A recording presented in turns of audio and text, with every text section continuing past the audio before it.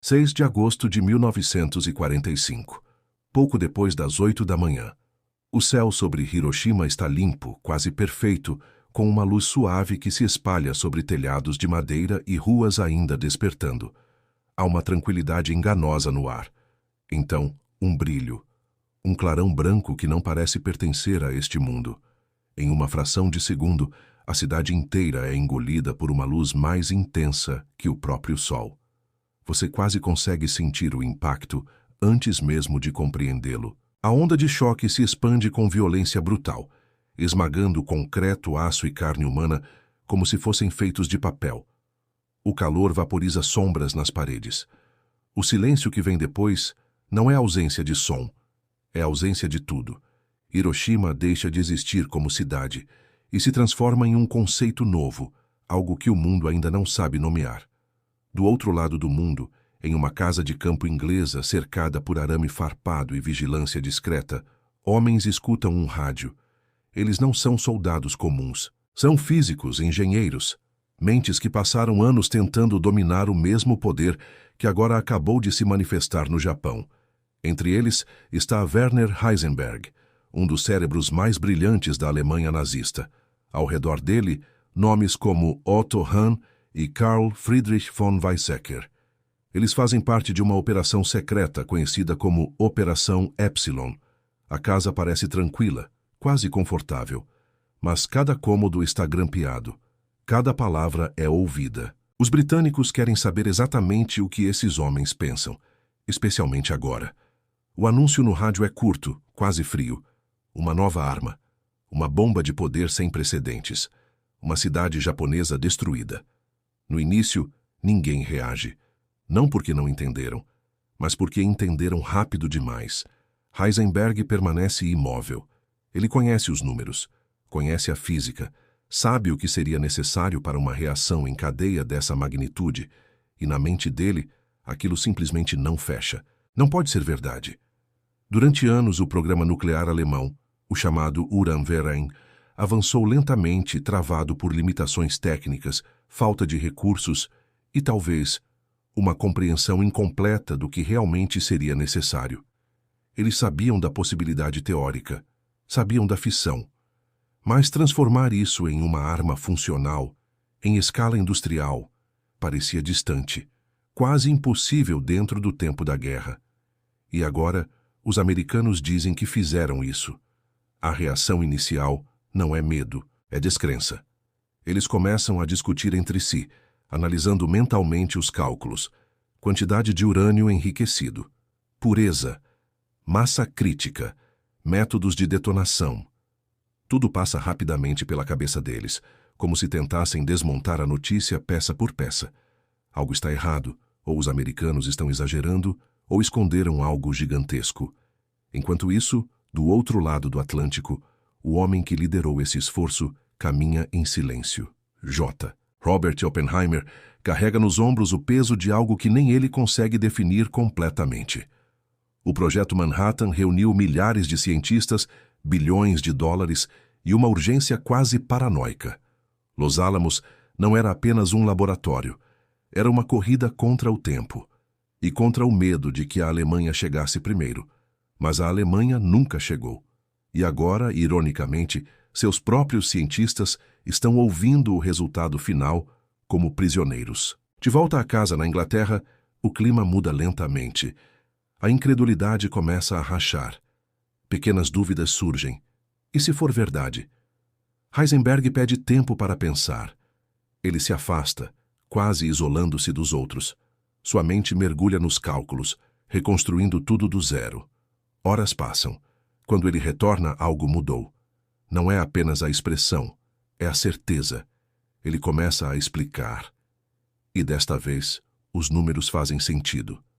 Silêncio. O tipo de silêncio que não vem da ignorância, mas da compreensão absoluta.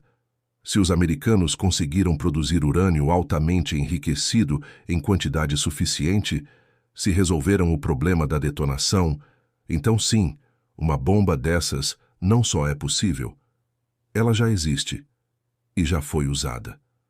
A realização cai sobre eles como uma segunda explosão, mais lenta, mais profunda. Não há mais espaço para negação. A guerra, como eles conheciam, acabou de mudar para sempre. Mas há algo ainda mais perturbador se formando naquele momento. Porque enquanto eles começam a aceitar o que aconteceu em Hiroshima, uma pergunta inevitável surge, silenciosa e pesada. Se uma bomba pode fazer isso com uma cidade, o que virá depois? O silêncio dentro da casa não desaparece. Ele se aprofunda. Agora, não há mais discussão apressada, nem tentativas de desmentir o impossível. O ar parece mais denso, carregado por uma compreensão que cresce lentamente, como uma sombra que se estende sem pressa.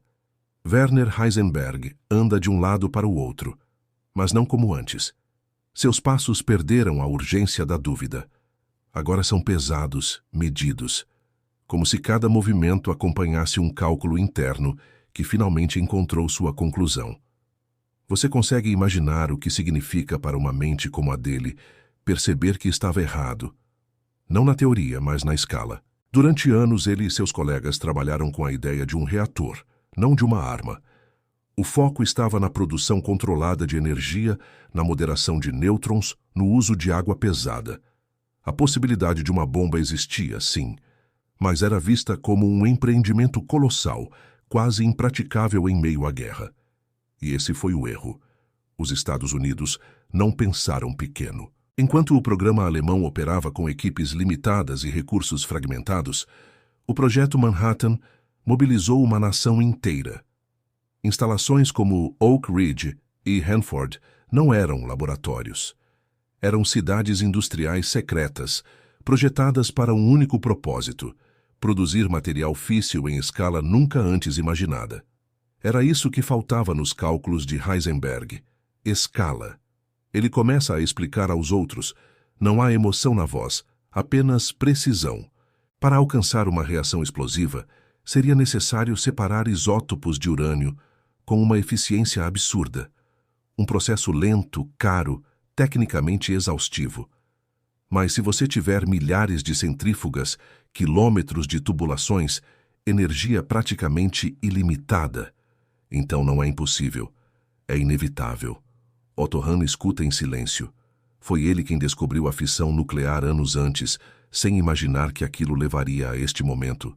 Agora o peso dessa descoberta parece cair sobre seus ombros com uma força esmagadora. Não é apenas uma questão científica, é pessoal. Algo que começou como curiosidade intelectual terminou em destruição absoluta. Do lado de fora, a paisagem continua tranquila. Árvores balançam suavemente com o vento. Guardas circulam sem pressa. Tudo parece normal. Exceto pelo fato de que, dentro daquela casa, o mundo acabou de mudar de forma irreversível. E então vem a segunda camada da percepção. Não se trata apenas de tecnologia, nem de estratégia. Trata-se de tempo. Os alemães começam a entender que, mesmo que tivessem seguido o caminho correto, mesmo que tivessem investido mais, acelerado mais, arriscado mais, ainda assim estariam atrás. Porque os americanos não apenas avançaram, eles avançaram rápido demais. Rápido o suficiente para terminar a corrida antes que alguém percebesse que ela realmente havia começado. Há um desconforto crescente nisso. Uma sensação de que, enquanto eles discutiam possibilidades, alguém já estava construindo realidade. E essa realidade agora tinha um nome: Hiroshima. Mas o impacto psicológico vai além da admiração ou do choque. Surge algo mais incômodo, mais difícil de encarar. Comparação. Os cientistas começam quase involuntariamente a avaliar suas próprias decisões. Por que o programa alemão nunca recebeu prioridade total? Por que recursos foram desviados para outras armas, outras frentes? Por que a liderança nazista nunca compreendeu completamente o potencial da física nuclear? E mais importante, e se tivesse compreendido? A pergunta não é dita em voz alta, mas está lá pairando no ambiente como uma presença invisível, porque naquele momento a linha entre fracasso e alívio se torna perigosamente tênue. Fracasso por não terem conseguido. Alívio por não terem conseguido. Carl Friedrich von Weizsäcker observa em silêncio. Ele percebe algo que os outros ainda evitam confrontar diretamente. Se a Alemanha tivesse desenvolvido essa arma primeiro, o mundo teria visto uma devastação ainda maior, talvez sem qualquer contenção. Não haveria demonstração, não haveria hesitação. A percepção se aprofunda. Não se trata apenas de perder uma corrida tecnológica. Trata-se de ter estado à beira de algo que poderia ter redefinido completamente o curso da humanidade, e talvez de uma forma ainda mais sombria. Mas enquanto essas reflexões começam a tomar forma, outra realidade se impõe. Hiroshima não foi o fim. Foi o começo. Porque se uma bomba foi possível, uma segunda também será. E naquele instante silencioso dentro daquela casa isolada, os cientistas alemães começam a perceber que o que acabaram de testemunhar não é apenas uma nova arma, é o nascimento de uma nova era, onde o próximo passo pode ser ainda mais devastador. O tempo parece desacelerar dentro da casa. Ninguém precisa dizer em voz alta, mas todos já chegaram ao mesmo ponto. Hiroshima não foi um evento isolado. Foi uma demonstração, um marco, um aviso que ecoa muito além do Japão, muito além da guerra que ainda oficialmente não terminou. Werner Heisenberg permanece imóvel por um longo momento, como se estivesse tentando reorganizar não apenas equações, mas o próprio significado da ciência que dedicou a vida inteira a construir. A física até então era uma ferramenta de compreensão. Agora havia se tornado um instrumento de aniquilação em escala industrial. E isso muda tudo. A mente dele avança inevitavelmente para o próximo passo lógico. Se os Estados Unidos conseguiram produzir uma bomba, então podem produzir mais. Não se trata de um artefato único, irrepetível. Trata-se de um modelo, um processo replicável, um sistema que, uma vez dominado, pode ser ampliado indefinidamente. Você quase consegue sentir o peso dessa conclusão. Porque não há mais volta. Otto Hahn caminha lentamente pelo ambiente, absorvendo cada detalhe dessa nova realidade. A descoberta da fissão nuclear, que lhe rendeu reconhecimento científico, agora carrega uma consequência impossível de ignorar. Ele não vê mais apenas átomos sendo divididos. Ele vê cidades sendo apagadas. A ciência perdeu a inocência. E naquele instante, algo ainda mais inquietante começa a se formar nas mentes deles. A noção de que o que aconteceu não é o auge, é o início. Do outro lado do oceano, o impacto da decisão tomada por J. Robert Oppenheimer e sua equipe já começa a reverberar politicamente. O projeto Manhattan não foi apenas um esforço científico, foi um investimento estratégico em supremacia absoluta. Uma arma que não apenas vence batalhas, mas redefine o conceito de vitória. Porque como se luta contra algo assim? Não há defesa real contra uma explosão nuclear. Não há muralhas, nem trincheiras, nem esquadrões que possam interceptar o inevitável. A lógica da guerra convencional simplesmente deixa de funcionar. O campo de batalha desaparece, substituído por alvos. E isso assusta, mas não da forma tradicional. O medo aqui não é imediato, é silencioso, racional. Um tipo de terror que cresce lentamente conforme as implicações se tornam mais claras. Se uma nação possui essa arma, outras irão querer possuir também. A corrida não acabou.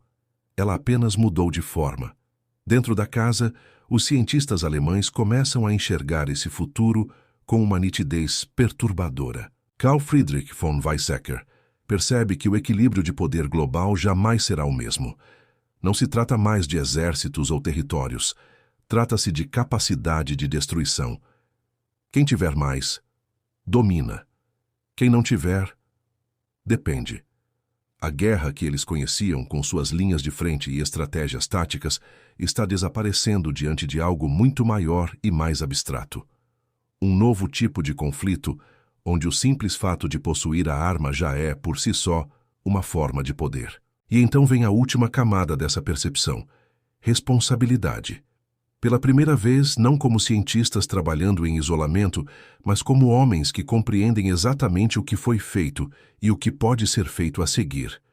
Eles começam a confrontar uma questão que não pode ser resolvida com cálculos. Até onde a ciência deve ir, porque naquele momento fica claro que não existem mais limites naturais, apenas limites humanos, e esses são muito mais frágeis. O silêncio retorna, mas agora ele carrega um significado diferente. Não é mais incredulidade, nem mesmo choque, é aceitação.